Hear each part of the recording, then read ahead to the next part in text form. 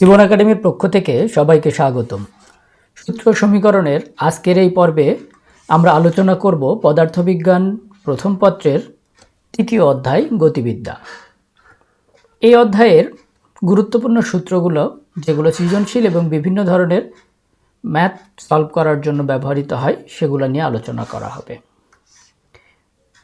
প্রথমেই আমরা আলোচনা করব v equal to dr by dt এই সূত্রটি। এখানে v হলো বেগ এবং r হলো সরণ ভেক্টর বা সরণ। যদি সরণের মান দেওয়া থাকে বা সমীকরণ দেওয়া থাকে তখন সেই সমীকরণকে আমরা d বাই dt অর্থাৎ সময়ের সাপেক্ষে এই সরণকে অন্তরীকরণ করলে বেগ পাওয়া যাবে। পরবর্তী সূত্রটি হলো ত্বরণের। ত্বরণ a equal to dv by dt অর্থাৎ বেগকে যদি আমরা সময়ের সাপেক্ষে অন্তরীকরণ করি তবে ত্বরণ পাওয়া যাবে। আবার যদি বেগ না থেকে সরণের সমীকরণ দেওয়া থাকে তখন সরণকে আমরা দুইবার ডিফারেন্সিয়েশন করব, তাহলে ত্বরণ পেতে পারি। গতিবিদ্যা অধ্যায়ের খুবই গুরুত্বপূর্ণ কিছু সূত্র, যে সূত্রগুলোকে আমরা গতির সমীকরণ বলে জানি, সেই সূত্রের মধ্যে প্রথমটি হলো v equal to V naught plus এটি। ভি হলো শেষ বেগ। যে সকল ক্ষেত্রে শুধু ভি দেওয়া থাকবে তখন সেটাকে বেগ হিসেবে ব্যবহার করব, কিন্তু যে সকল ক্ষেত্রে ভি নট থাকবে সে সকল ক্ষেত্রে ভিকে শেষ বেগ এবং ভি নটকে আদিবেগ হিসেবে ব্যবহার করব। এ হলো ত্বরণ এবং টি সময়। এই সূত্রটির সব মান দেওয়া থাকবে, যে কোনো একটি আননোন দেওয়া থাকবে, সেই মানটা আমরা নির্ণয় করব। গতির সমীকরণের আরেকটি সূত্র হলো s equal to v plus v naught by two into t. V naught আগের মতোই শেষ বেগ এবং আদিবেগ, টি সময়, এস হলো সরণ বা দূরত্ব।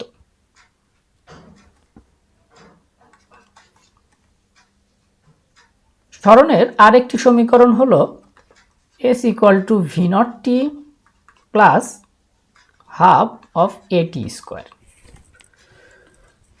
যথারীতি এস সরণ, ভি নট আদিবেগ, টি সময় এবং এ হলো ত্বরণ।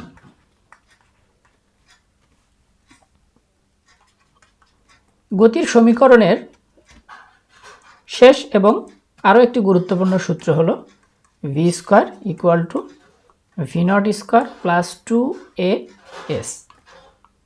ভি হলো শেষ বেগ, ভি নট আগের মতোই আদিবেগ, এ ত্বরণ এবং এস হলো একইভাবে সরণ বোঝাবে। এর পরবর্তীতে আমরা যে সূত্রগুলো আলোচনা করব সেই সূত্রগুলা এই অধ্যায়ের প্রাণ বলা হয়, অর্থাৎ প্রাস রিলেটেড যে সকল প্রবলেম আসবে সেই প্রবলেমগুলো এই সূত্র ব্যবহার করে আমরা সলভ করতে পারব। প্রথমে সূত্রটি হলো y equal to x tan theta minus g by two V naught cos square theta into x square. এই সমীকরণটি বোঝার আগে আমরা একটা প্রাস সম্পর্কে একটু ধারণা নিই। এরকম একটি দ্বিমাত্রিক স্থানাঙ্ক ব্যবস্থায় যদি তির্যকভাবে কোনো বস্তুকে নিক্ষেপ করা হয় এবং একটা নির্দিষ্ট সময় পরে বস্তুটি যদি আবার ভূমিতে ফিরে আসে, তবে এই ধরনের গতিকে বা এই ধরনের বস্তুকে, গতিসম্পন্ন বস্তুকে প্রাস বলা হবে। প্রাসের জন্য একটা আদিবেগ থাকবে ভি নট এবং একটা নিক্ষেপণ কোণ থাকবে, যেই কোণে এটাকে নিক্ষেপ করা হবে। এরকম একটা প্রাসের জন্য এই সমীকরণটি হলো y দ্বারা y অক্ষের দূরত্ব বোঝানো হবে, x দ্বারা x অক্ষের দূরত্ব বোঝানো হবে, থেটা হলো নিক্ষেপণ কোণ।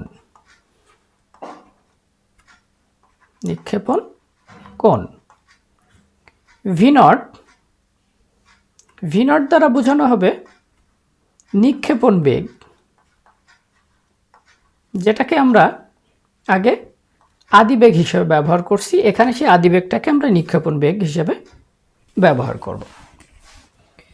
এই প্রাসের এইটা যদি সর্বোচ্চ উচ্চতা হয়, অর্থাৎ নিক্ষেপের পরে এই উচ্চতায় গিয়ে আবার নিচের দিকে পড়তে থাকে, তাহলে এটাকে বলা হবে সর্বাধিক উচ্চতা। এই উচ্চতাটাকে অনেক সময় ক্যাপিটাল এইচ বা এইচ এম দিয়েও প্রকাশ করা হয়, দুটো একই জিনিস। এই সর্বাধিক উচ্চতায় উঠতে যে সময়ের প্রয়োজন হয়, সেই সময়টাকে বিভিন্ন বইয়ে টিএম দ্বারা প্রকাশ করা হয়। ম্যাক্সিমাম হাইটে পৌঁছাইতে একটা বস্তু যে সময় নেয়, যে সময় নেয়, সেটাকে বোঝানো হচ্ছে।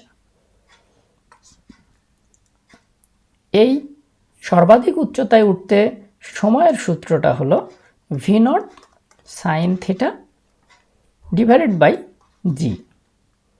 ভি নট নিক্ষেপণ বেগ। এখন এই প্রাসের যতগুলো সূত্র আমরা ব্যবহার করব, সব জায়গায় ভি নট হবে নিক্ষেপণ বেগ এবং থিটা হবে নিক্ষেপণ কোণ। জি আমরা জানি অভিকর্ষজ ত্বরণ। এরপরে এই বস্তুটি ভূমি থেকে বা 0 বিন্দু থেকে সর্বাধিক উচ্চতায় যে সময় লাগবে উঠতে, সেটাকে আমরা টিএম দিয়ে যেমন প্রকাশ করব, ঠিক পুরাটা পথ পরিভ্রমণ করে আবার ভূমিতে ফিরে আসতে যে সময় লাগে, সেটাকে আমরা ক্যাপিটাল টি বিচরণকাল দ্বারা প্রকাশ করব। বিচরণকাল equal to V naught sine theta divide by G হবে। তাহলে এখান থেকে আমরা জানলাম টি হলো বিচরণকাল। বিচরণকাল।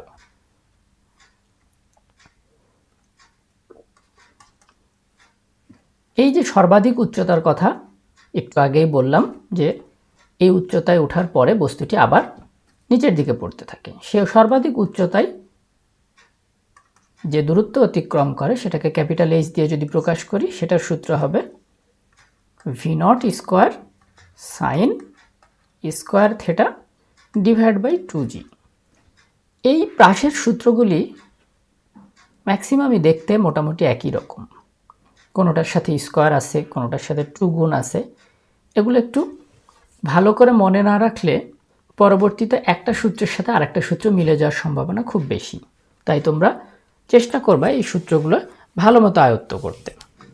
এরপরে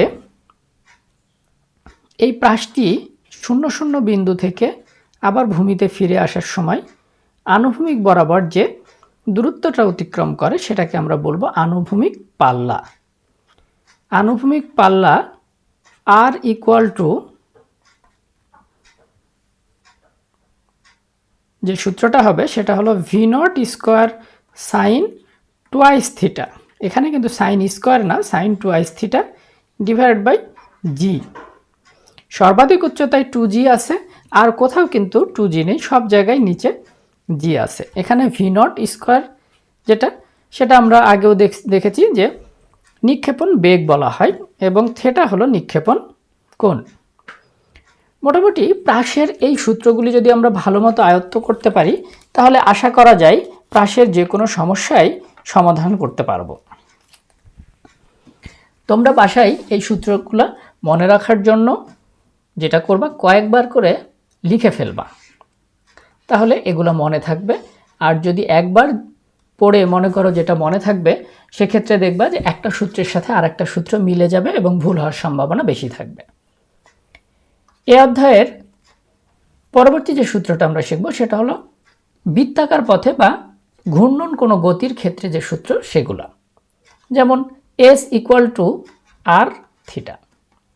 এস দ্বারা বৃত্তচাপ বোঝানো হচ্ছে, বৃত্তচাপ বোঝানো হচ্ছে।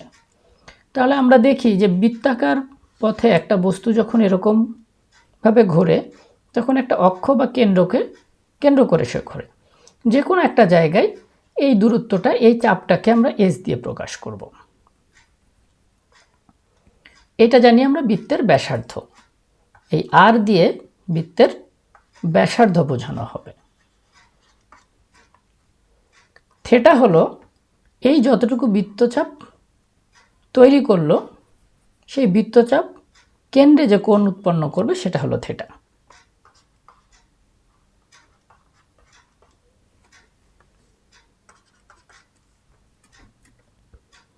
এই বস্তুটি যদি বৃত্তাকার পথে পুরো পথ পরিভ্রমণ করে আবার এই জায়গায় চলে আসে, তাহলে বস্তুটি দ্বারা যে কোণ উৎপন্ন হবে সেটা আমরা বলতে পারবো 2π বা 360 ডিগ্রি।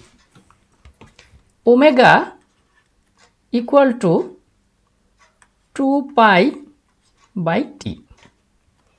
ওমেগা দ্বারা বোঝানো হবে কৌণিক বেগ বা কৌণিক কম্পাঙ্ক। কৌণিক বেগ কি হলো, পুরা পথ পরিভ্রমণ করতে যে সময় লাগে সেটাকে আমরা পর্যায়কাল বলি। পর্যায়কাল। এই ওমেগার আর একটি সূত্র আছে যেটার মাধ্যমে কৌণিক বেগ নির্ণয় করা যায়, সেটা হলো 2πn/t। এখানে n হলো ঘূর্ণন সংখ্যা। ঘূর্ণন সংখ্যা কি হলো, n সংখ্যক ঘূর্ণনে যে সময় লাগে সেটা হলো t। সবসময় স্মল টি হবে সময় আর ক্যাপিটাল টি হবে পর্যায়কাল। এরপরে একটা বৃত্তাকার পথে কোনো বস্তু যদি পরিভ্রমণ করে তাহলে তার কৌণিক যে একটা বেগ পাওয়া যাবে সেই কৌণিক বেগ এবং রৈখিক বেগের মধ্যে সম্পর্ক থাকবে। রৈখিক বেগ বলতে বোঝাবে যে কোনো একটা বিন্দুতে সে এই রেখা বরাবর যে বেগ প্রাপ্ত হবে সেটা হলো রৈখিক বেগ। রৈখিক বেগ v ইকুয়াল টু ওমেগা আর।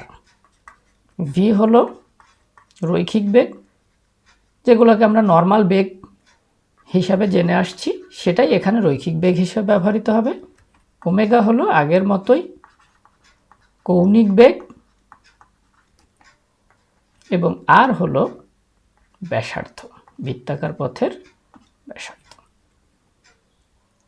বৃত্তাকার পথে পরিভ্রমণের সময় প্রত্যেকটা বস্তুর কেন্দ্রের দিকে একটা ত্বরণ কাজ করে। এই ত্বরণটা কেন্দ্রমুখী ত্বরণ বলে পরিচিত। কেন্দ্রমুখী ত্বরণ a equal to omega square R, অথবা যদি রৈখিক বেগের মাধ্যমে প্রকাশ করি তাহলে v স্কোয়ার বাই আর হবে। ওমেগা এখানে কৌণিক বেগ আগের মতোই, আর হলো ব্যাসার্ধ, v হলো রৈখিক বেগ। আর একটি ত্বরণ আছে যেটাকে আমরা কৌণিক ত্বরণ বলি। যেহেতু বৃত্তাকার পথে ঘূর্ণনরত বস্তুর কৌণিক বেগ আছে তাহলে তার একটা ত্বরণও পাওয়া যাবে, সেটাকে আমরা বলবো কৌণিক ত্বরণ। কৌণিক ত্বরণের সাথে রৈখিক ত্বরণের একটা সম্পর্ক আছে, সেই সম্পর্কটা হলো a ইকুয়াল টু আলফা আর। এ হলো রৈখিক ত্বরণ বা নর্মাল ত্বরণ, আর হলো ব্যাসার্ধ, আর এই যে আলফা এটাকে আমরা বলবো কৌণিক ত্বরণ।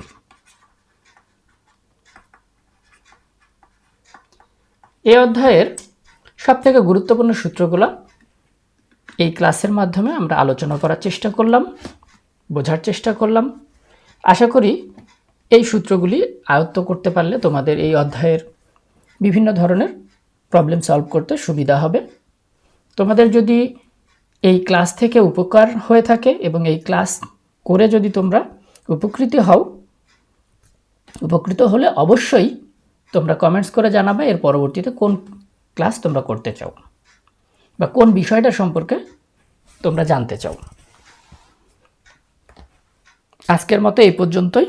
ধন্যবাদ সবাইকে।